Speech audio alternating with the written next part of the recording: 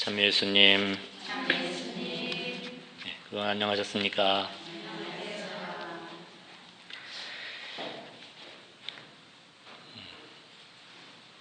이제는 가을에 성큼 들어서고 있는 시간인 것 같습니다. 아침 저녁으로 일교차도 아직 심하고 하지만은 다들 건강하시기를 바라겠습니다. 지난 추석 명절은 잘 보내셨습니까? 자매님들 애 많이 쓰셨죠? 수고들 많으셨습니다. 9월 순교자 성월을 함께 보내고 있습니다. 어제도 우리 한국 순교자 대축일을 옮겨서 경축이동 하였습니다. 지난 8월 16일 날 광화문에 그 시복미사에 참석하신 분도 많이 계실 겁니다. 저도 그때 함께 미사를 그곳에 앉아서 미사를 집전하고 있는데 문득 광화문 앞에 마련된 제단에 교황님께서 124위 순교자들을 시복하는 그 순간에 그 둘레를 둘러보면서 참 많은 감회가 저한테도 다가왔습니다. 사실 광화문 앞에 그 거리는 그 조선시대에 굉장히 무서운 장소였습니다. 형조와 또 의금부 여러 육조가 있었던 그곳에서 신앙인들은 고초를 겪고 신문을 당하며 사형 선고를 받은 장소이고 그곳에서부터 서서문까지 사형장까지 이동하였던 절대 권력이 자리하던 그런 곳이었습니다.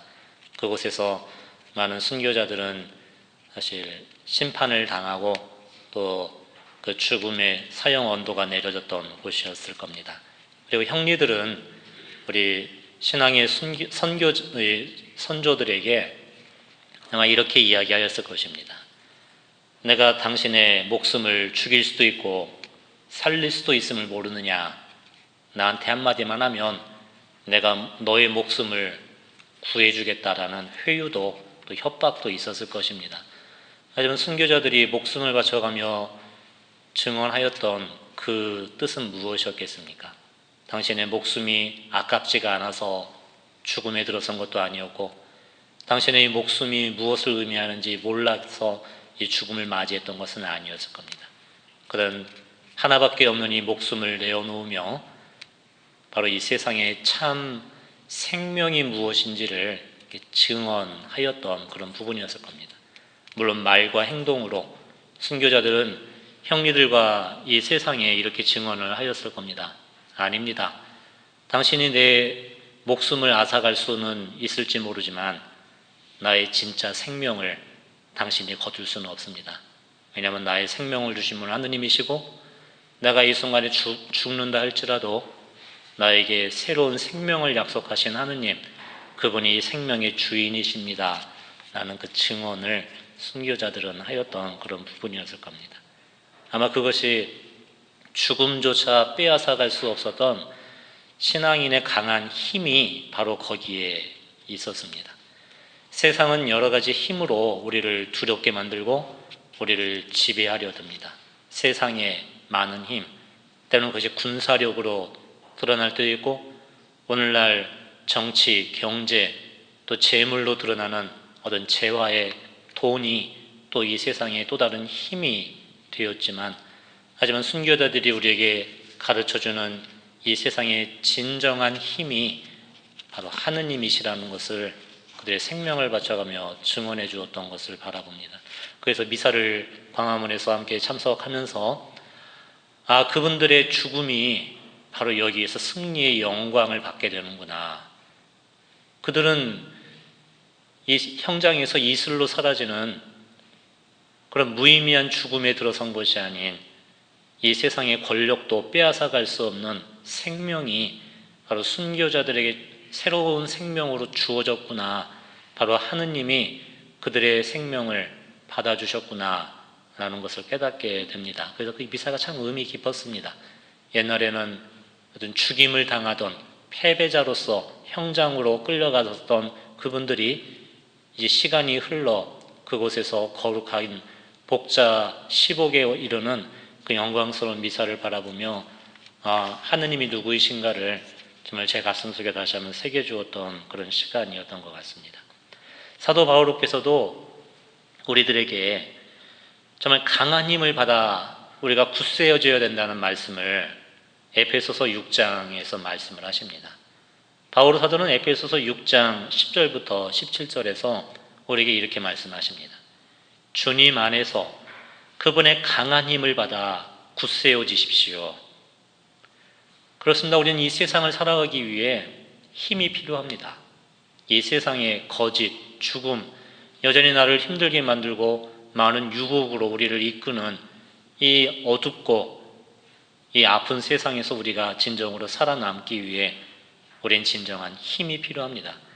하지만 우리가 간직해야 될 그 힘은 우리가 생각하는 그 세상적인 힘과 능력이 아니라 사도 바울은 우리에게 주님 안에서 그분의 강한 힘을 받아 굳세어질 것을 우리에게 부탁하고 계시는 겁니다. 악마의 관계에 맞설 수 있도록 하느님의 무기로 완전히 무장하십시오. 이것이 우리가 신앙으로 살아가는 이 길이 될 겁니다. 바로 우리를 죄와 죽음으로 이끄는 이 악마의 관계에 맞설 수 있도록 하느님의 무기로 완전히 무장하십시오. 그래서 에베소서 6장 12절에는 우리가 싸워야 할 원수는 육을 지닌 사람이 아니라 하늘의 악령들, 지옥의 권세들, 그 사탄이라고 분명히 사도는 말씀합니다. 다시 말해서 내 마음을 아프게 하는 우리 가족들이 원수가 아니라 내 배우자가 나의 원수가 아니라는 것, 어떤 나의 시댁 사람들 또는 내 자식들이 나를 힘들게 만드는 그 사람들이 나의 원수가 아니라 우리를 이간질시키고 우리를 어둡게 만들고 우리를 죽음으로 이끄는 바로 어둠의 세력들과 맞서 싸워야 한다는 것을 사도 바울은 말씀하고 계십니다. 그리하여 진리로 허리에 띠를 두르고 의로움의 갑옷을 입고 굳건히 서십시오. 발에는 평화의 복음을 위한 준비의 신을 신으십시오. 무엇보다도 믿음의 방패를 잡으십시오. 여러분은 악한 자가 쏘는 불화살을 그 방패로 막아서 끌 수 있을 것입니다. 그리고 구원의 투구를 받아 쓰고 성령의 칼을 받아 주십시오. 성령의 칼은 하느님의 말씀입니다. 견진 성사를 통해서 우리는 굳셈의 은사를 받게 됩니다. 이 견진은 바로 이 세상에서 하느님의 자녀로 태어난 우리들이 바로 하느님의 굳센 힘을 받아 이 세상의 성인으로 악과에 맞서 싸우는 바로 그런 전쟁에 나가는 신앙인의 힘 있는 모습을 우리는 견진 성사를 통해 하느님의 성령의 힘을 받게 됩니다. 바울 사도는 무엇보다도 믿음의 방패를 우리가 잡으라고, 그리고 구원의 투구를 받아 쓰고 한 손에는 성령의 칼을 받아 쥐라고 말씀합니다. 그 성령의 칼은 하느님의 말씀입니다 라는 것입니다. 우리는 이 세상의 모든 죄와 어둠의 유혹을 우리는 없애지 못합니다. 우리는 그것을 맞서 싸우라는 것은 우리가 그것을 내 힘으로 완전히 없애라는 의미가 아닙니다. 내 마음에 지금도 일어나는 우리 분심 속에 생겨나는 모든 미움, 분노, 두려움, 아픔, 상처에 대한 기억, 우리는 그 모든 것들을 우리는 없애지 못합니다. 하지만 신앙은 뭡니까?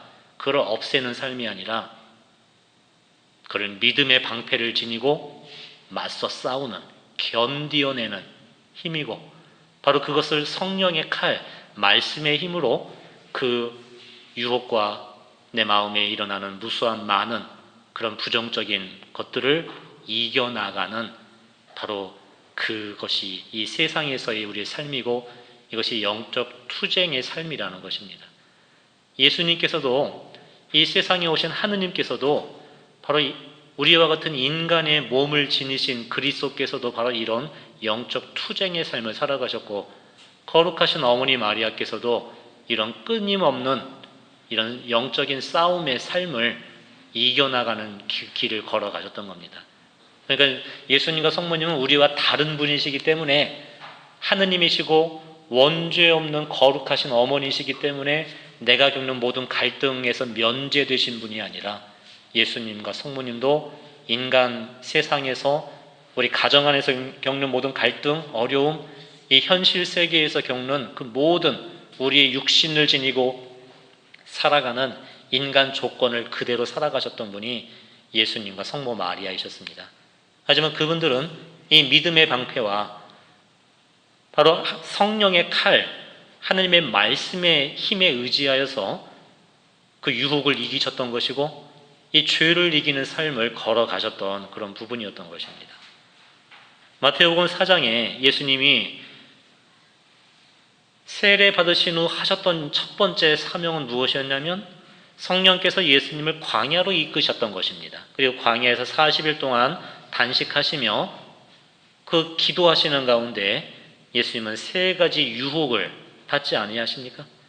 사탄의 유혹은 바로 예수님의 접근을 하여서 바로 돌을 빵으로 만들라는 유혹, 또 성경 말씀으로 이 높은 곳에서 하느님을 시험해 보고 떨어져 보라는 유혹, 그리고 세상이 모든 화려함을 보여주며 이 사탄 앞에 무릎을 꿇으면 이 모든 걸 주겠다는 재물과 권력에 대한 유혹을 예수님께 듭니다.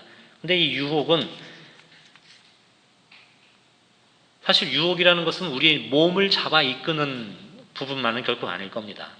우리 몸이 죄에 떨어지는 것 이전에 이 유혹은 우리의 이성에 접근합니다. 우리의 생각, 그 생각에 접근하여 예수님에게 첫 번째로 당신이 하느님의 아들이라면, 당신이 정말 그 하느님의 아들이라면 이 돌을 가지고 빵을 만들어 보시오.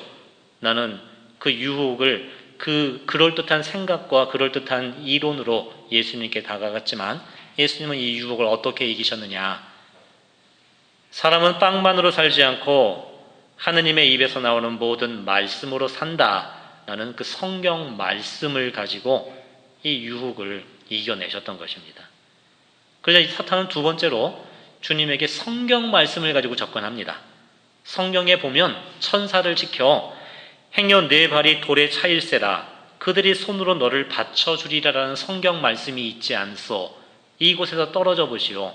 그 성경 말씀대로 하느님께서 당신을 떠받들어 주셔서 다치지 않을 것 아니요 라는 그 유혹에 예수님은 그 유혹을 또 어떻게 이기셨느냐? 바로 다른 성경 말씀, 성경에 이렇게도 기록되어 있다. 주 너의 하느님을 시험하지 말라. 다시 말해 예수님이 말씀의 힘으로 이 유혹을 이기셨다는 것은 말씀을 당신의 어떤 도구로 사용하신 것이 아니고 이 말씀을 당신이 편리한 대로 이용하는 도구로 받아들이신 것이 아니라 그 말씀이 하느님이 주신 약속이며 하느님의 사랑의 말씀이라는 바로 하느님 그분이심을 예수님이 받아들이고 사랑하였다는 것을 의미하는 것입니다. 다시 말해 사도 바울께서 성령의 칼은 하느님의 말씀입니다. 이 말씀의 힘으로 바로 악을 이기십시오라는 그 의미는 내가 말씀을 좌지우지할 수 있는 내가 주인이 아니라 말씀이 주인이며 그 말씀에 내가 순응하고 그 말씀을 신뢰하는 자세, 이것이 우리가 받아들여질 진정한 무기인 성령의 칼은 하느님의 그 말씀입니다라는 사실입니다. 사실 많은 신앙인들이 하느님의 말씀을 기억하고 기도하지만 그 자세가 좀 다른 것 같습니다. 예수님의 자세하고. 예수님은 그 말씀을 이용하셨던 것이 아닙니다. 말씀이 수단과 방법이 아니라 예수님에게는 그 말씀이 목적이었습니다. 바로 하느님 그분이었습니다. 성모 마리아께서도 마찬가지셨습니다. 천사 가브리엘의 방문을 받았을 때 어떻게 그런 일이 있을 수 있겠습니까? 라고 묻자 여러 가지 말씀을 해주시며 결정적으로 이렇게 이야기를 전해줍니다.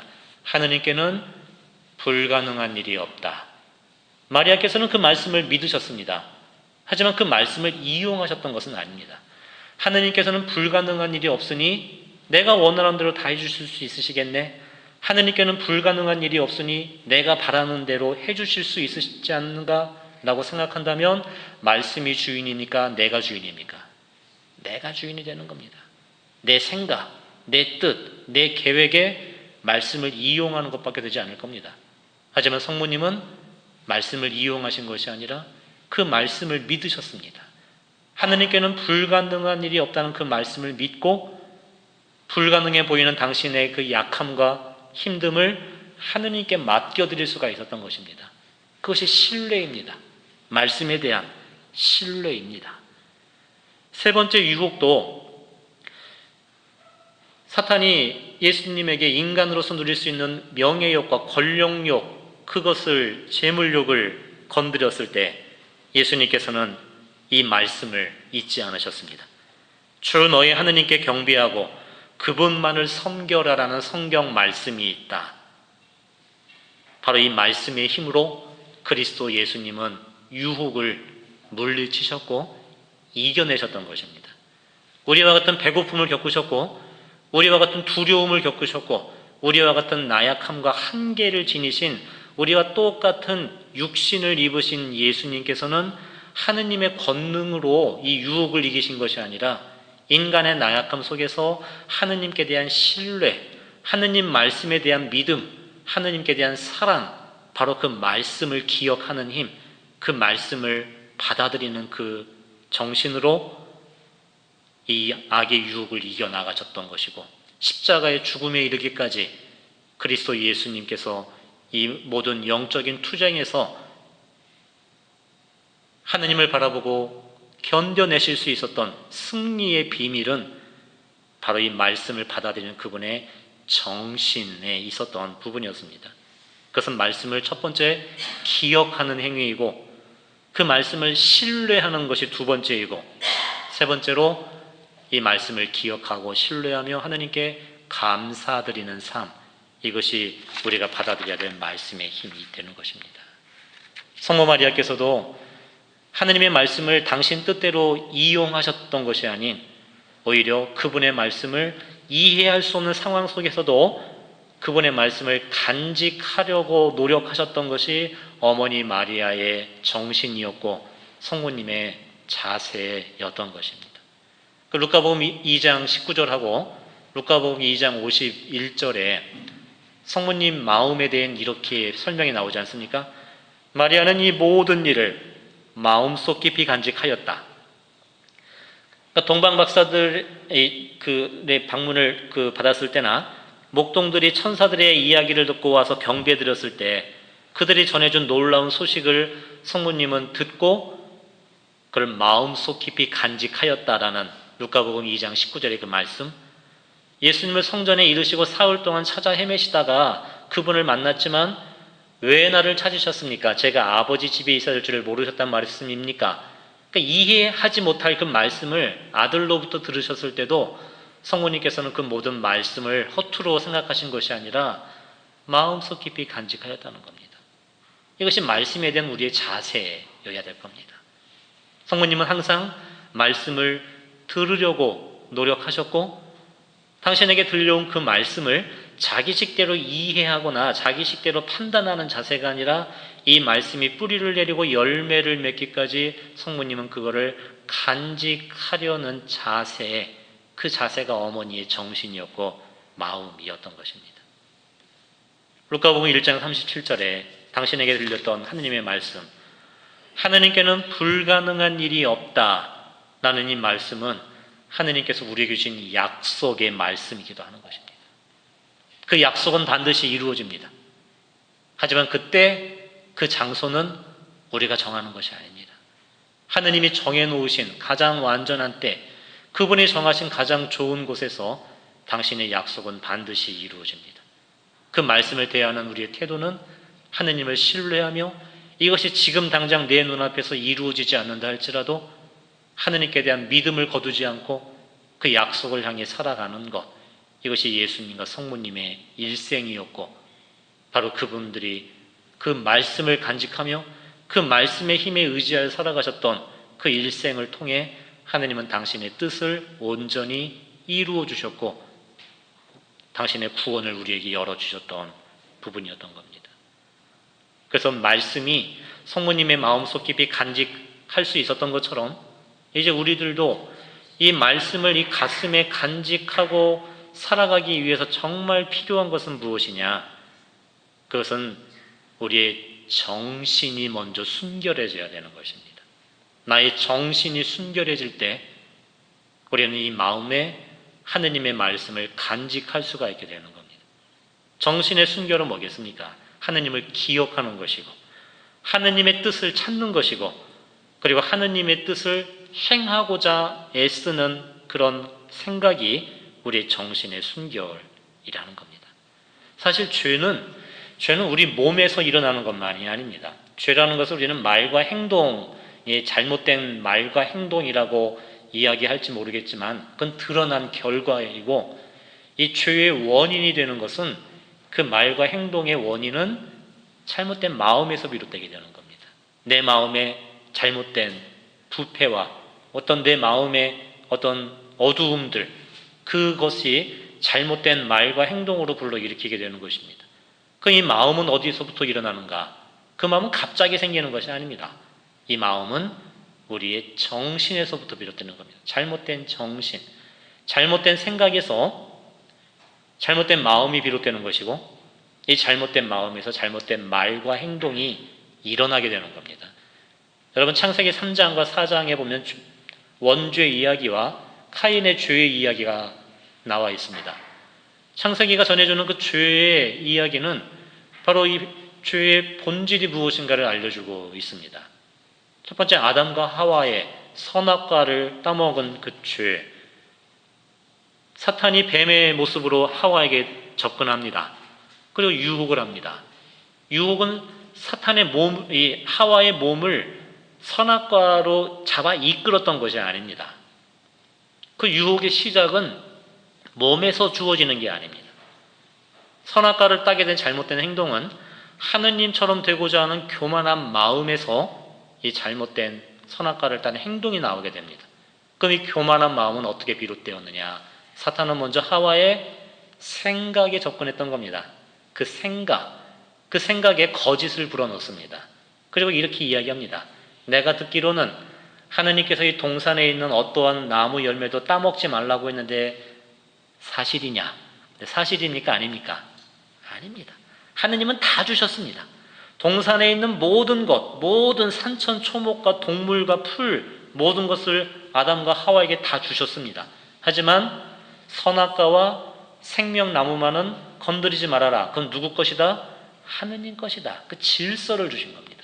하느님의 질서 안에 우리에게 모든 자유를 주셨고 모든 풍요로움을 주셨는데 사탄은 아담과 하와의 생각에 하느님이 거짓이라는 잘못된 생각을 불어넣는 겁니다. 아니다. 하느님은 너에게 이 모든 걸 주시려 하지 않으신다. 하느님은 너를 사랑하지 않으신다. 하느님은 네가 행복해지기를 원치 않으신다. 하느님은 너를 속이고 네가 이 큰 힘을 가져서 하느님처럼 될 것을 알고 먹지 말라고 한 것이다. 다시 말해 하느님께 대한 불신, 하느님께 대한 두려움, 그런 의심을 품게 만들게 되는 겁니다. 그때 이 유혹이 아담과 하와의 생각에 들어오게 된 겁니다. 그때 하느님께 대한 의심이, 불신이 생겼을 때 혹시 하느님이 나를 사랑해 주시면 않으면 어떡하는가? 이 모든 걸 거두시면 어떻게 되는가? 나는 아무것도 없게 되는 존재가 되는데 라는 그 생각에 잘못된 마음이 비롯되게 되는 겁니다. 두려움이 생기고 불안이 생기게 되는 것이고 그리고 두려움과 불안에 그렇다면 내가 살아남기 위해서 하느님처럼 되어야겠구나. 하느님의 힘을 가져야겠구나. 내가 이 험한 세상에서 살아남기 위해서 나를 지키기 위해서 하느님께 의지할 것이 아니라 내 힘을 가져야겠구나. 그래서 그들이 선택한 것이 선악과를 자기 것으로 갖고자 하는 이 교만한 마음에서 잘못된 죄가 비롯되었다는 것입니다. 창세기 4장 카인과 아벨의 이야기도 마찬가지입니다. 카인은 동생 아벨을 죽이는 살인죄를 저질렀습니다. 근데 갑자기 살인이 일어난 게 아닙니다. 살인죄의 원인은 카인의 마음속에 시기와 질투가 불탔기 때문에 그렇습니다. 그럼 왜 시기와 질투가 일어나게 되었느냐? 엄밀히 말하면 동생과 형 카인은 하느님께 예물을 함께 바쳤는데 하느님께서는 동생 아벨의 동물의 제사를 기쁘게 받으시고 카인이 바치는 곡식의 예물을 받지 않으셨습니다.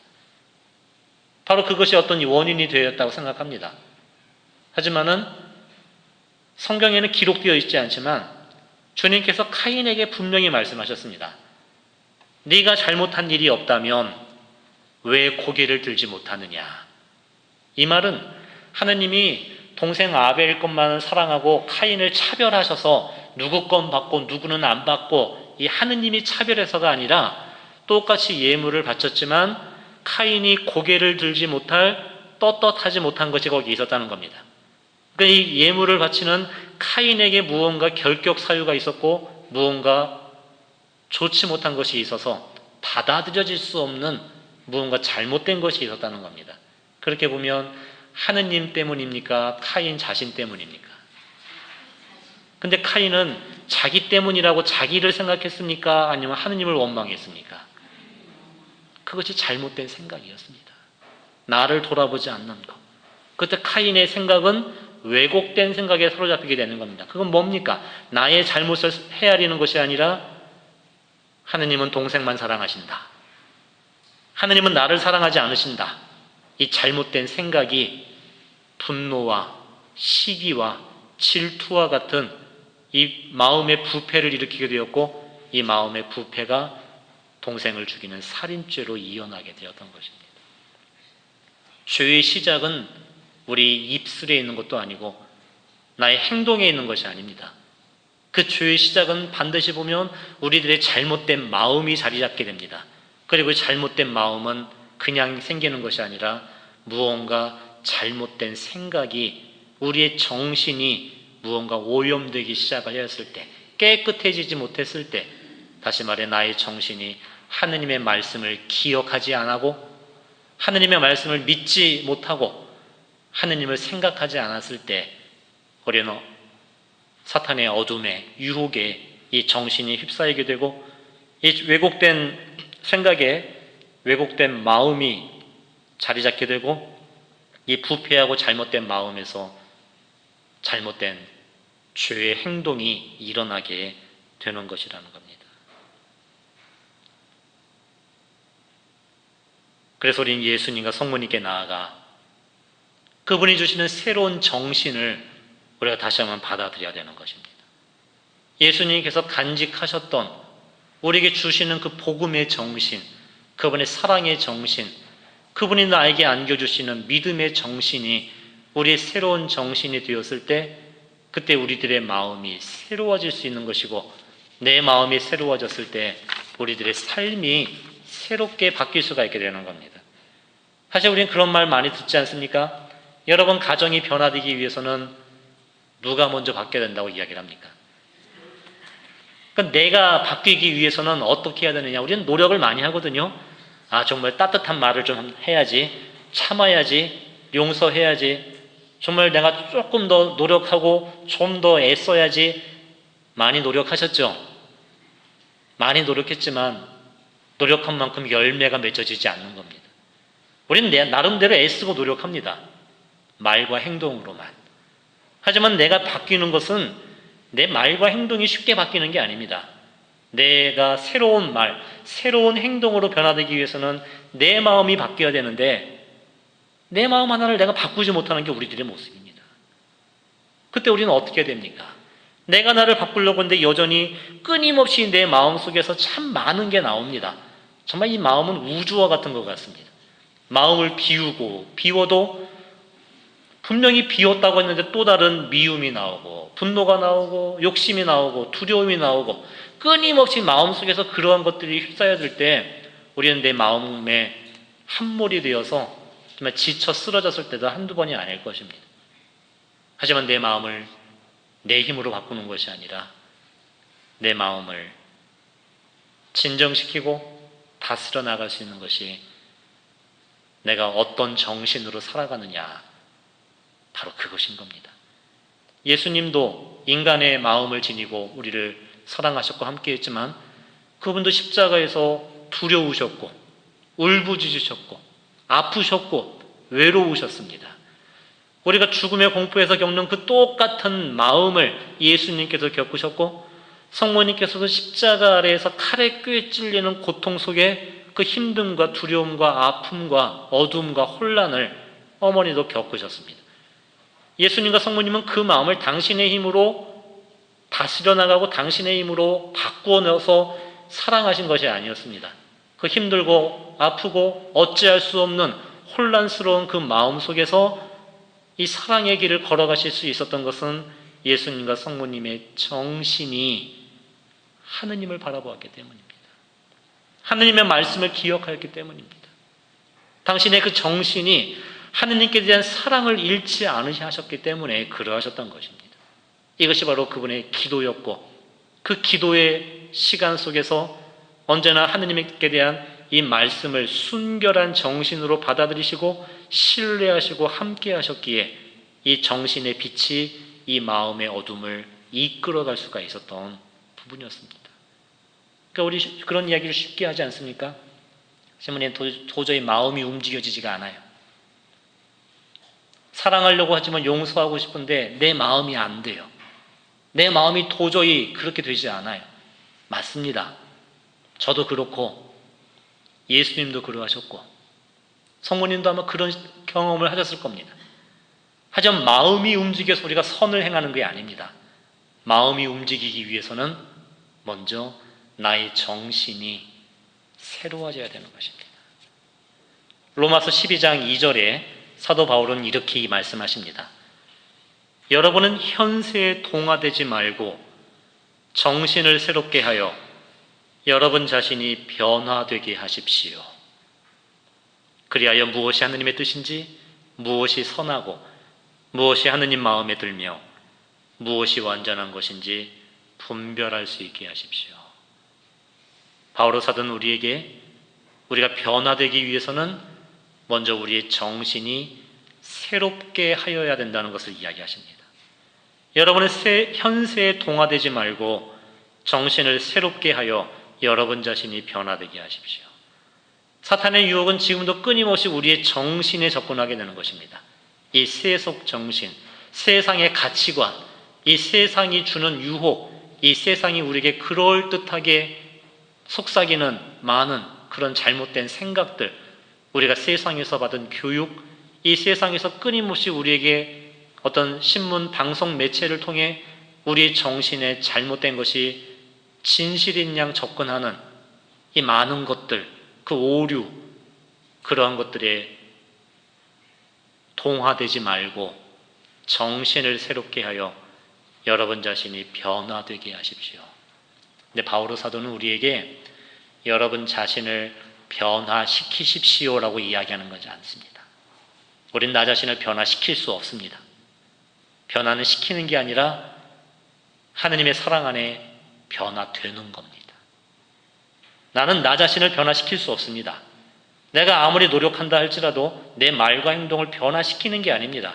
하지만 우리가 해야 될 노력은 나를 바꾸는 노력이 아니라 하느님을 사랑하라는 것이 우리에게 필요한 노력이고, 하느님을 신뢰하려는 노력, 하느님의 말씀을 들으려는 노력, 하느님을 끊임없이 바라보려는 노력이 필요한 것이지, 하느님 없이 내가 나를 바꿀 수 있다는 것은 어리석은 생각일 수밖에 없는 겁니다. 나의 정신이 새롭게 해야 한다는 것은 뭡니까? 하느님께서 나를 사랑하신다는 것을 기억하는 것입니다. 하느님이 나를 버리지 아니하신다는 것을 믿는 것입니다. 하느님이 나에게 약속을 주신 하느님이라는 것을 잊지 않는 것입니다. 그분이 여전히 나를 사랑하시고 내 죄와 죽음으로 얼룩진 나의 모습이라 할지라도 이러한 나를 하느님이 잊지 아니하고 계시고 이러한 나를 하느님이 사랑하신다는 것을 기억하는 것, 거기에서 우리의 정신이 새로워지고 이 정신이 여전히 힘들고 아픈 내 마음을 다스려갈 수가 있는 겁니다. 이 정신이 앞장서 갈 때, 바로 이 정신이 새로운 믿음으로 굳게 서 있을 때 내 흔들리는 마음이 그 믿음을 따라가는 것이지 내 마음이 앞장서서 믿음이 따라가는 것이 아니라는 사실인 겁니다. 우리의 정신을 새롭게 할 수 있는 그 힘이 어디에 있겠습니까?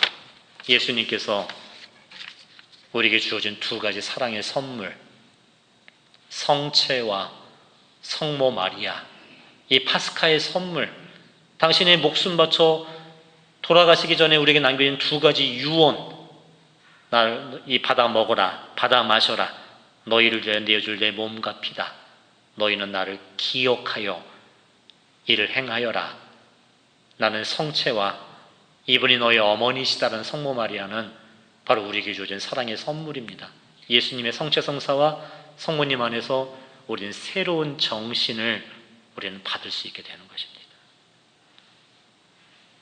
현대인들의 가장 커다란 죄는 어떤 이 몸으로 짓는 죄가 아니라 더 이상 하느님을 생각하지 않는 이 무신론, 무관심이 가장 커다란 죄의 시작이 되는 겁니다. 자기 자신의 사고방식에 집착함으로써 어느 순간 우리의 정신이 오염되었고 자기 자신에게 갇혀 흐르지 못할 때 물이 고여 썩게 되는 것처럼 우리들의 정신이 부패함으로 떨어지게 되었습니다. 그 정신의 빛을 우리는 잃어버리게 됩니다. 그래서 모든 것을 자기 기준, 자기 사고방식, 자기 틀에 스스로 내 생각이 주인이 되어서 모든 것을 지배하고 통제하고 조종하고자 하는 본능에 우리 마음과 우리 몸이 휩쓸려 들어가게 되어버리는 것입니다. 우리 신앙의 선조들은 우리들에게 너무나 아름다운 것을 남겨주셨습니다. 우리 신앙의 순교자들만이 아닌 우리 대한민국의 이 조상들, 우리 민족은 정말 축복된 민족입니다. 우리 조상들이 우리에게 가르쳐준 아름다운 미풍양속, 그 미풍양속에 담겨져 있는 정신은 무엇이겠습니까? 감사드릴 줄 알았다는 겁니다. 우리 조상들은 진정으로 감사드릴 줄 아는 민족이었습니다.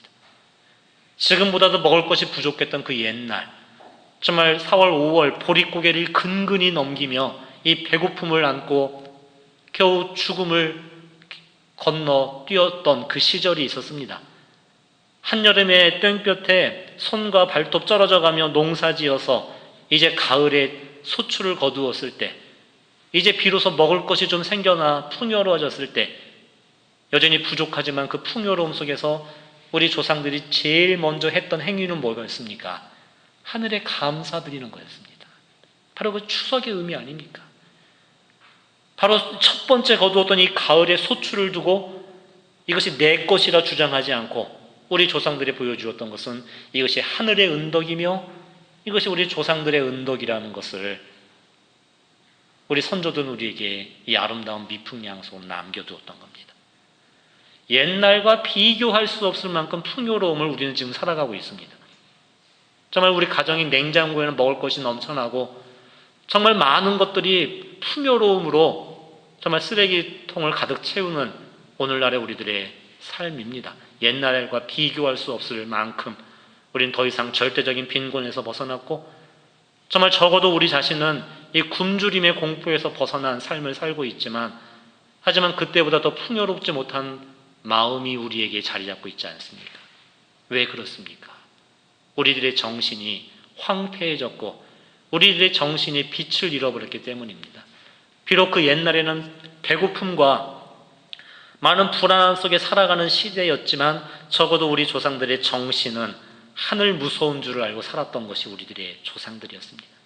그리고 하늘을 우러러볼 줄 아는 겸손함을 지녔고 하늘에 대한 감사를 지녔던 그 정신이 있었기에 그래서 힘들고 어려움 속에서도 그 하늘에 의지하며 살아갔던 삶이 우리 민족이었고 이것이 우리에게 남겨진 유산이라는 사실입니다. 하지만 현대인들은 더 이상 우리들의 정신에 이 감사를 잃어버리게 됩니다. 그때 어떻게 일어나게 됩니까? 감사를 잃어버리게 될 때 모든 게 내 것이 되어버리는 겁니다.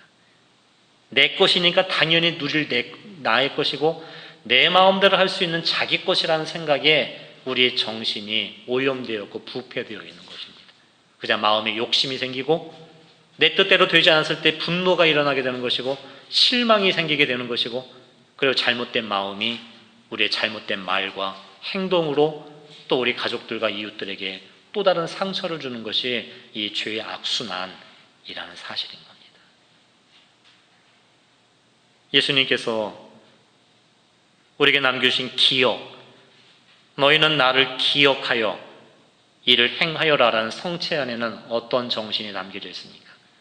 하느님께 대한 감사의 제사가 바로 이 제단에 바쳐지고 있는 겁니다.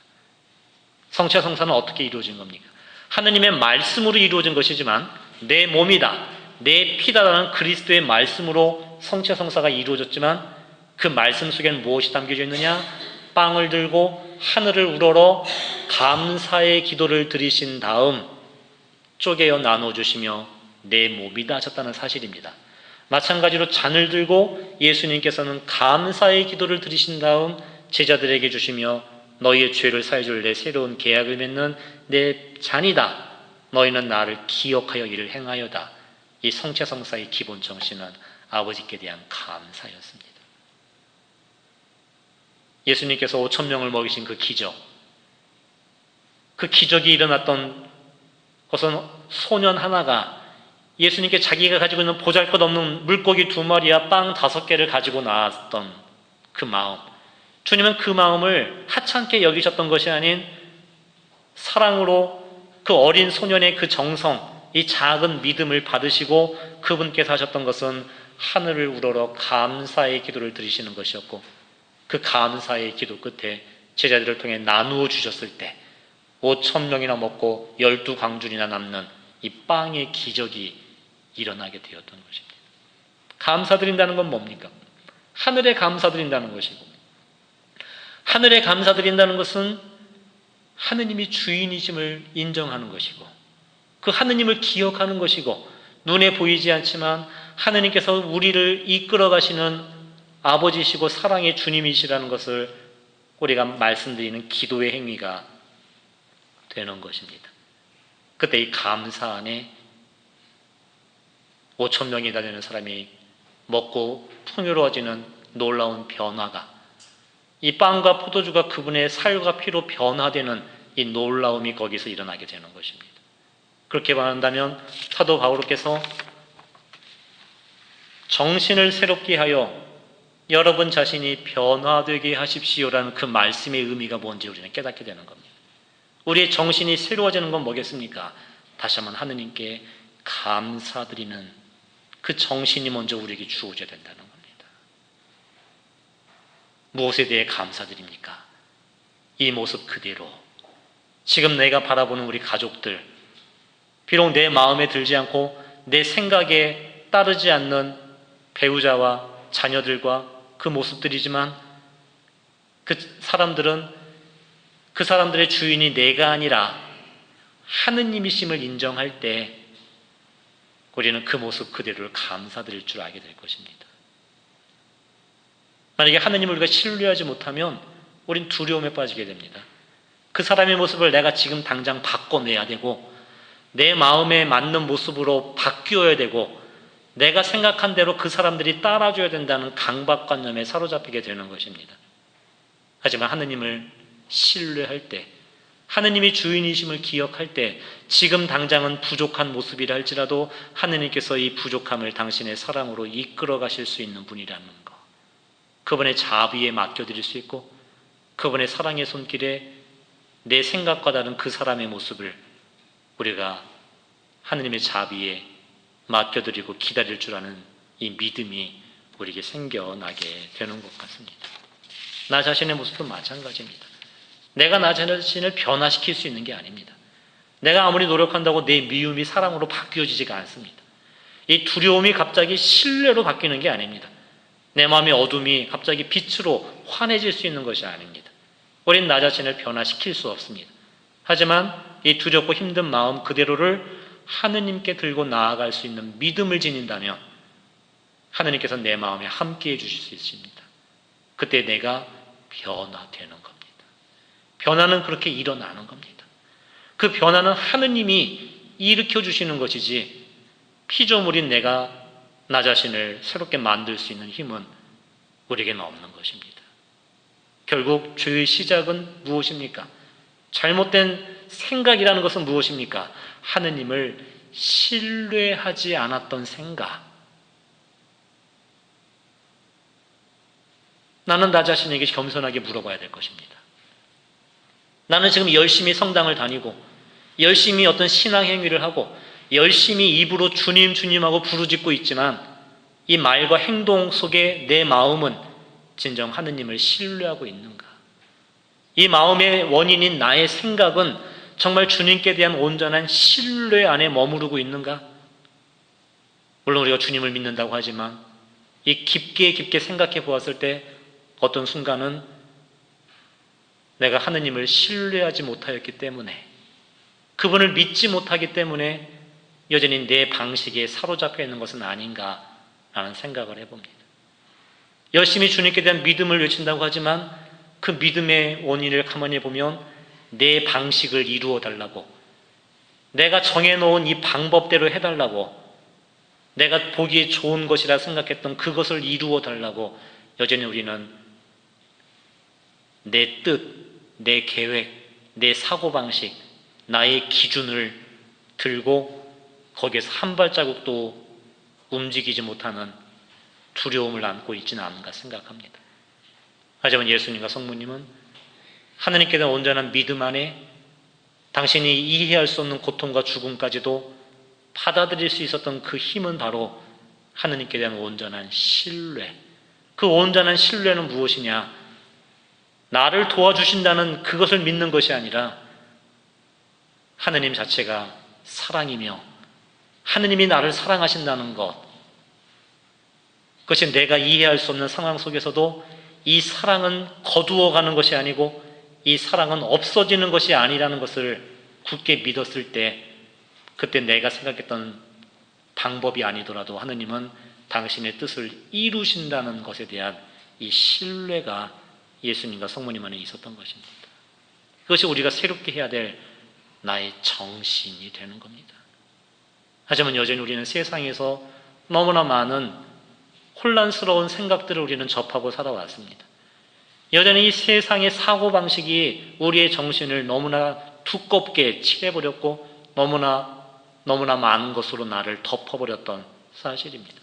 그래서 우리는 예수님 앞에 나아가 자비를 청해야 되는 것이고, 어머니께서 우리에게 안겨주시는 새로운 정신을 내가 받고자 애를 써야 되는 것입니다. 그래서 제자들이 여인이시여 이 사람이 어머니 아들입니다라고 제자를 성모님에게 맡겨주셨던 이유가 여기에 있었던 것이고, 이분이 너희 어머니시다는 예수님의 말씀을 따라 그때부터 제자는 그분을 자기 집에 모셨다, 자기 마음에 모셨던 것이고, 성모님을 나의 새로운 정신으로 제자들은 받아들였던 것입니다. 그 사도행전 1장 14절에 성령을 기다리며 그들은 무엇을 했느냐? 성모님과 함께 모여 기도하였고 주님의 어머니 마리아와 함께 한 마음으로 기도에 전념하였던 것이 제자들의 노력이었습니다. 성모님과 한 마음이 되어 기도에 전념하였을 때 어머니 마음속에 간직되어 있는 그리스도의 정신이 제자들에게 새로운 정신으로 전해질 수가 있었던 것입니다. 사랑하는 여러분, 여러분 자신에 대해 두려워하지 마십시오. 내 마음에 무엇이 있느냐가 중요한 게 아닙니다. 완벽한 사람은 없습니다. 어떤 성인이라 할지라도 완벽한 사랑을 했기 때문에 그들이 성인이 된 게 아닙니다. 그들도 우리와 똑같은 유혹을 경험하셨고, 심지어 유혹에도 떨어져 보셨고, 그리고 인간의 나약한 죄를 경험해 보시기도 한 사람들입니다. 그들의 마음속에도 항상 성인들은 사랑과 믿음으로만 가득 찼던 삶이 아니었습니다. 그들의 마음속에도 두려움이 있었고 욕심이 있었고 어떤 힘듦이 있었지만, 하지만 이 마음에 당신의 믿음을 빼앗긴 것이 아니라 이 흔들리는 아픔과 두려움 속에서도 하느님을 믿으려 하였던 그 정신, 하느님을 바라보려 하였던 그들의 정신, 바로 하느님을 신뢰하였던 그들의 올바른 정신이 우리의 나약한 마음을 이끌어가였고 성장시켜 주었고 보듬어 주어 하느님께 올바른 말과 행동으로 살아갈 수 있게 이끌어 주었던 것입니다. 정신의 순결로 우리는 하느님의 말씀을 겸손하게 받아들여 그 말씀대로 살아갈 수 있는 힘이 주어지는 것이 바로 이 정신의 힘이라는 것입니다. 이 정신에 그리스도의 사랑의 빛이 비추어 주시고 나의 힘들고 두렵고 어두운 나의 생각 속에 하느님의 약속을 내가 다시 한번 희망하고 간직할 때, 우리의 정신이 새롭게 되었을 때 여전히 아프고 힘든 내 마음에 새로운 믿음이, 새로운 용기가, 새로운 희망이 내 마음이 주어지게 되는 것이고, 여전히 힘들고 아픈 더러운 마음 속에서도 우리에게 주어진 새로운 마음, 이 믿음과 희망과 용기를 가지고 우리는 사랑을 살아갈 수 있는 힘이 거기서부터 비롯되게 되는 것입니다. 그때 우리들의 정신을 순결하게 만들어 주실 수 있는 성모님, 그분께서 제자들의 정신을 순결하게 만들어 주었던 것처럼 우리의 정신을 순결케 하여 주시는 것입니다. 이 정신의 순결은 죄의 시작이 바로 하느님의 것을 내 것으로 소유하고자 하는 어리석은 욕망이 잘못된 생각이었다는 것이었다면, 그러니까 죄는 내가 주인이 되고자 하는 게 죄의 시작입니다. 하느님 것을 내 것으로 갖고자 하는 것. 그러면 이 정신의 순결은 뭐겠습니까? 어떤 생각을 갖는 겁니까? 죄가 이 모든 게 내 거다라는 게 죄라면, 반대로 정신의 순결은 이 모든 게 내 것이 아니라 하느님 것이다라는 것을 인정하는 것부터가 정신의 순결입니다. 그때 우리들은 새로운 정신을 받게 됩니다. 그 마음으로 우리는 우리 가족들을 새롭게 바라볼 수가 있게 되는 것입니다. 그들은 내 마음대로 할 수 있는 내 것이 아니라 하느님이 나에게 주신 선물이라는 그 사실, 그걸 우리는 받아들일 수가 있게 되는 겁니다. 내 뱃속에서 나온 내 자녀들, 품 안의 자식이라 하지 않습니까? 내 품에서 떠나보냈을 때 내 마음대로 안 됩니다. 그때 갈등이 생기고 아픔이 생기게 되는 겁니다. 이 엄마 생각이 옳은데 왜 엄마 생각대로 안 따라주는지, 이 자녀들에 대한 원망과 또 아픔이 비롯되게 되는 겁니다. 하지만 그 원망과 아픔의 원인은 그것이 내 것이라는 생각이 자리 잡고 있을 때 거기서 비롯되게 되는 겁니다. 나 자신과의 문제도 마찬가지입니다. 여러분, 자기 자신과 처절한 싸움을 벌이고 살아갈 때가 아주 많지 않습니까? 자기 자신의 이 모습과 우리는 정말 처절한 싸움을 벌이고 살아갑니다. 나를 사랑하지 못합니다. 왜냐하면 내가 받아들이기 힘든 모습들이 참 많습니다. 부끄러운 내 모습, 없어졌으면 하는 내 모습, 이것이 아닌데 하는 내 모습, 다른 사람이 알면 나를 싫어할까 걱정하는 어떤 받아들이기 힘든 나의 모습들이 있습니다. 하지만 그를 내가 생각하는 대로 내 마음이 움직여지는 게 아닙니다. 내 뜻대로 내 모습이 바뀌어지지 않습니다. 그때 또 다른 실망과 두려움에 우린 이 평화를 잃어버린 채 이런 두려움과 싸움의 순간에 우리 마음의 기쁨과 사랑의 평화를 잃어버리고 살아가게 되는 겁니다. 하지만 그것의 진짜 원인은 뭐냐면, 내가 나를 바꿀 수 있다고, 내 마음대로 내가 움직여져야 된다는 어리석은 욕망이 나 자신에게 있는 겁니다. 나 자신도 내 마음대로 할 수 있는 내 것이 아니라는 것을 우리가 겸손하게 받아들이는 것부터 우리의 정신을 새롭게 되는 겁니다.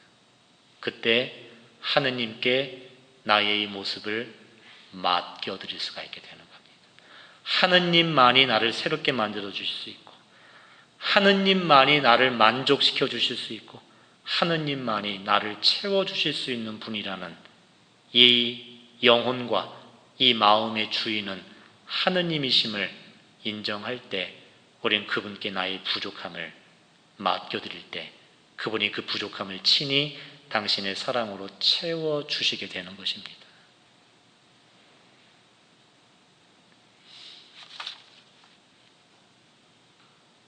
성모님께서는 바로 이렇게 하느님의 사랑을 기억하셨고 생각하셨고 간직하는 삶을 살아가셨습니다.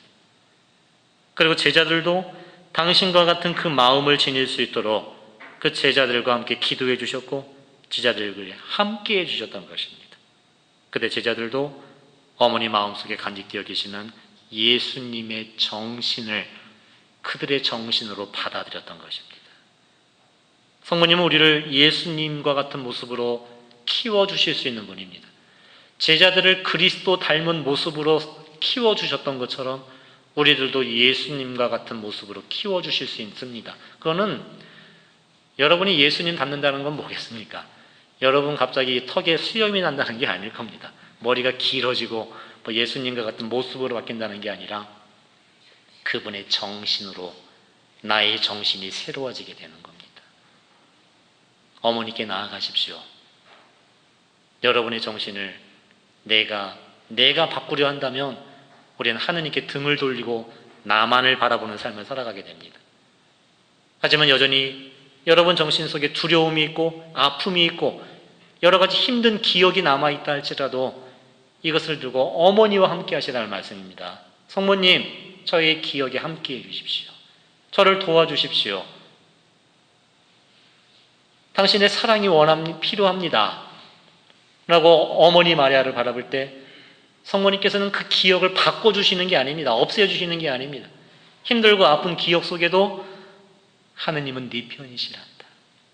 하느님은 너를 사랑하신단다. 하느님은 너의 모든 눈물을 헤아려 두셨단다. 하느님이 너를 잊지 않고 계신단다. 하느님이 너에게 약속을 주신 분이란다.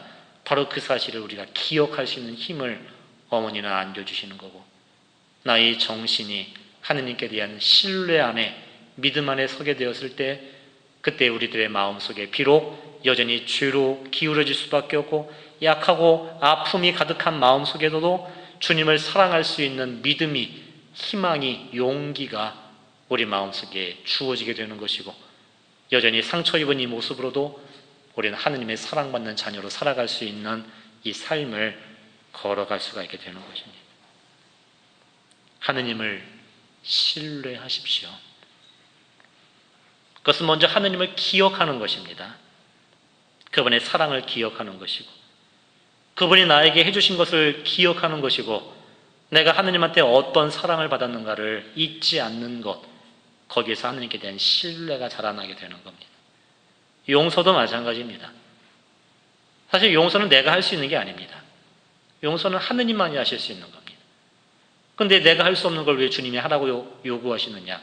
내 힘으로 용서라는 게 아닙니다.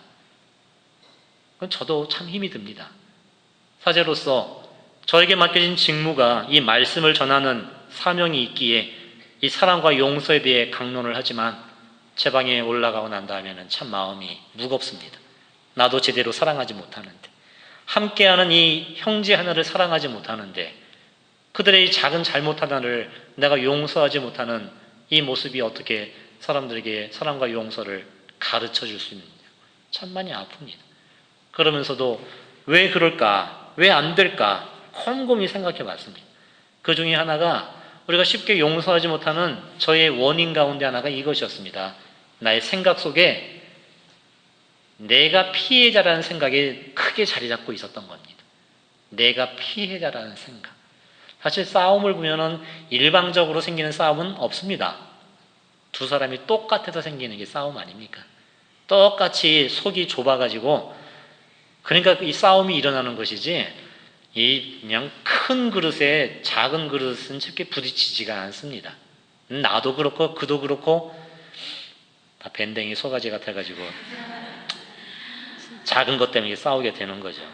그럼에도 불구하고 우리들의 생각은 뭐가 사로잡히냐면, 똑같이 싸웠어도 내가 더 많이 맞았다는 생각, 똑같이 한 대씩 때렸어도 내가 더 세게 맞았다는 생각, 그러니까 내가 억울하고 내가 아프고 내가 피해자라는 생각이 떠나지가 않는 겁니다. 그러니까 내가 피해자인데 그 사람이 와서 무릎을 꿇고 싹싹 빌어도 용서해 줄까 말까인데, 내가 피해자인데 내가 용서해 주어야 된다는 것이 억울한 것이고 마음이 생기지가 않는 겁니다. 하지만 여러분, 그 마음이 움직여지지 않는다 할지라도 그 마음을 들고 예수님께 가십시오. 그 마음 그대로를 어머니 품에 맡겨보십시오.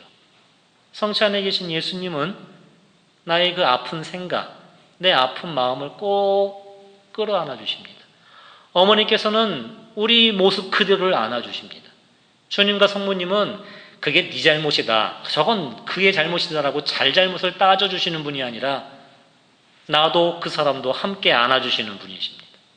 그 사랑 속에서 비로소 내 눈이 열리게 되고 그 사랑 안에서 내 귀가 새롭게 되는 것입니다. 내 눈이 뜨이고 내 귀가 열리게 되었을 때 지금까지는 나만 생각했던 제가, 제 아픔만 바라보았던 내가 받은 억울함, 내가 받은 상처만을 바라보았던 제가 그 사랑 속에서 비로소 예수님을 바라보게 되었고 어머니를 바라보게 되었습니다. 그때 제가 바라본 건 뭡니까? 내가 얼마나 많은 걸 하느님한테 받았는가. 하느님께서 나를 어떻게 사랑해 주셨는가? 하느님은 나를 어떻게 용서해 주셨는가? 하느님이 나에게 베푸신 선물이 얼마나 큰 것인가? 그거를 깨닫게 해주셨습니다. 하지만 내가 하느님을 바라보지 못했을 때는 내가 받은 상처만을 바라보게 됩니다. 내가 받은 억울함만을 바라보게 됩니다. 그 사람한테 받은 손해만을 생각하게 됩니다. 용서가 안 됩니다. 하지만 비로소 내가 어머니와 예수님의 자비와 도우심으로 하느님께서 나를 어떻게 사랑해 주셨고 내가 하느님한테 받은 놀라운 은총과 축복이 얼마나 많은가를 바라보게 해주셨을 때 하느님한테 받은 사랑에 비하면 그 사람한테 받은 손해는 아무것도 아니라는 거. 그 사람한테 받은 상처, 그 사람한테 받은 억울함, 하느님한테 받은 놀라운 사랑과 축복에 비하면 그건 정말 아무것도 아니라는 것을 기억하게 해주셨습니다.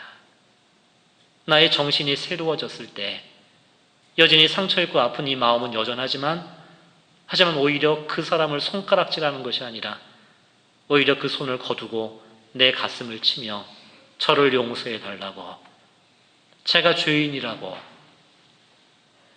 하느님께 자비를 청할 수 있게 만들어 주었고 그의 그 모습을 내가 한 번 더 견디어주고 하느님께 봉헌하고 하느님께 기도할 수 있는 삶으로 저희 좁은 마음을 조금씩 이끌어 주셨습니다. 여전히 풀리지 않는 문제와 풀 수 없는 숙제가 우리에게 주어지지만 하지만 우리 생각이 그 사랑으로 바뀌었을 때 우리들의 마음이 이미 변화되고 있다는 것, 이 변화는 내 안에 일어나고 있다는 것, 내가 변화되었을 때 나만을 바라보고 원망하던 그도 내 마음속에 간직된 하느님의 빛을 함께 바라보고 우리 모두가 변화되고 있다는 것, 그것이 놀라운 사랑의 선물 아니겠습니까? 그것이 시작되는 것이 우리들의 정신이 새롭게 되어야 되는 것입니다. 자기 자신만을 생각하던 우리들입니다. 나만을 기억하고 나의 억울함만을 바라보던 우리들이 예수님과 성모님의 사랑의 품 안에서 비로소 우리가 하느님께서 나에게 베푸신 사랑을, 그분의 자비를, 내가 받은 은총을 기억하는 모습으로 나의 정신을 새롭게 만들어 주십니다. 나의 정신이 변화될 때 이 아픈 마음이 다스려지고 이 아픈 마음에 새로운 믿음이 주어져 그때 우리의 말과 행동도 새로워지게 됨을 우리는 경험하게 되는 겁니다. 하지만 하느님께 대한 신뢰가 없다면, 여전히 내 머릿속에는 하느님께 대한 믿음이 주어지지 않는다면 우리 삶은 온통 고통과 어둠으로 얼룩지게 될 것입니다. 그건 하느님이 고통을 주시는 것이 아니라 우리 스스로 하느님을 기억하지 못함으로써 떨어지는 어두움에 드러나게 되는 것입니다. 물론 세상을 살아가며 이 모든 걸 내가 다 이룰 수 없습니다. 문제 없는 가정이 어디 있겠습니까? 아픔 없는 부부관계가 어디 있겠고 상처 없는 가족들이 어디 있겠습니까? 내가 우리 가족들의 모든 문제를 어떻게 해결해 줄 수 있겠고 우리가 서로를 주고받은 이 상처를 내가 어떻게 치유시킬 수 있겠습니까? 우리는 이 모든 걸 할 수 없습니다. 하지만 내가 할 수 있는 것이 있을 겁니다. 내가 그들을 바꿀 수는 없지만 내 생각을 내가 바꿔 나갈 수는 있을 겁니다. 그것이 우리의 믿음의 시작입니다. 내 생각을 바꿔 나갈 때 나머지 것들을 하느님이 채워주시는 것을 우리는 경험하게 되는 것입니다. 내 몫을 다할 때 나머지 부분을 하느님께서 친히 채워주신다는 것을 아브라함은 체험하였고 성모 마리아의 일생도 바로 그런 믿음의 체험 안에 있었던 것입니다.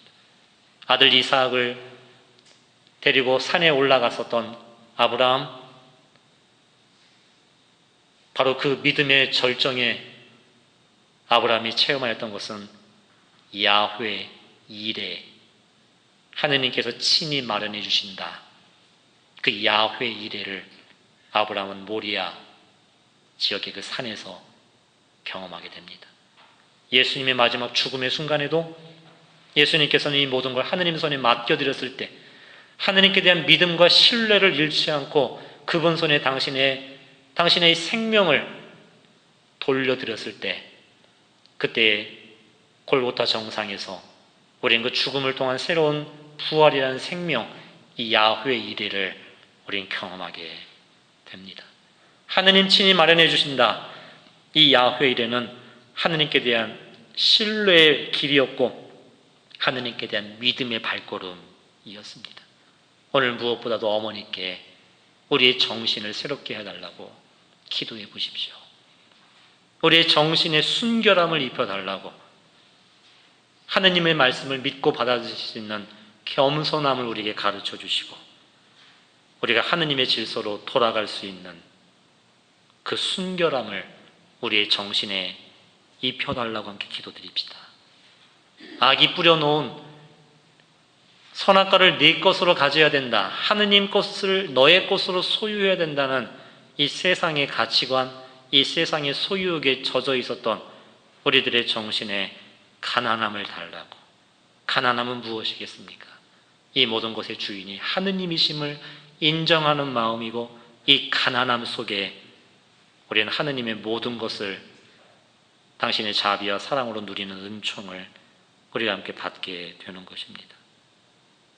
어린아이의 단순함, 순교자들과 같은 이 충실한 인내, 하느님이 지녔던 용기의 빛이 오늘 우리 마음속에 함께 할 수 있도록 먼저 우리의 정신이 하느님을 향할 수 있는 그 은혜를 함께 기도드리면 좋겠습니다. 사랑하는 여러분, 우린 과거를 되돌릴 수 없습니다. 엎질러진 물을 주워 담을 수 없습니다.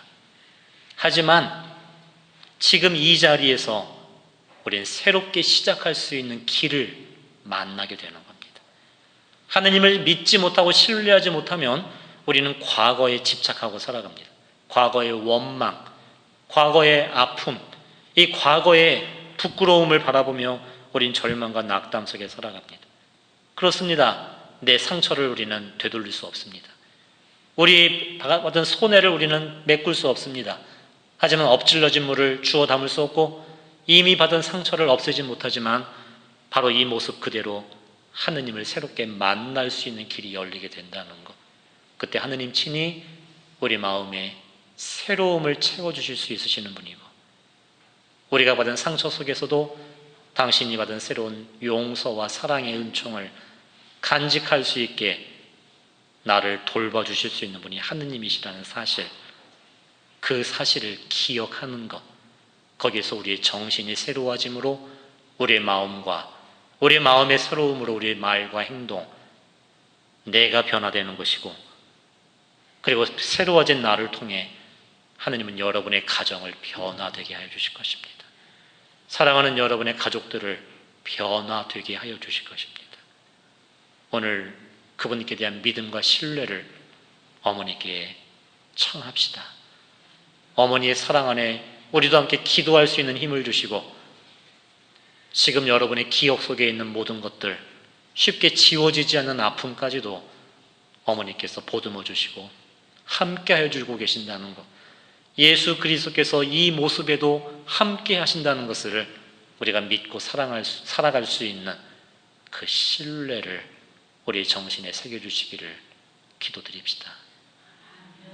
그때 우리는 세상이 주는 거짓, 세상이 나에게 속삭이는 유혹, 세상이 우리에게 이야기하는 이 모든 어둠 속에서도 하느님의 말씀을 간직할 수 있는 그 복된 영혼들이 될 것이고, 내 마음속에 간직되어진 하느님의 말씀이 성령의 칼이 되어 모든 어둠을 이기는 하느님의 진정한 힘으로 우리는 이 세상을 살아갈 수 있게 될 것입니다. 믿음의 방패를 잡으시고 성령의 칼을 받아주십시오. 하느님께 대한 믿음을, 그리고 하느님의 말씀을 새롭게 간직하는 그분의 자녀 되어 살아갈 수 있도록 성모 마리아님, 저희를 도와주시고 어머니 마리아님, 저희 삶에 함께하여 주십시오. 아멘. 예수님께 감사드립니다. 특성하고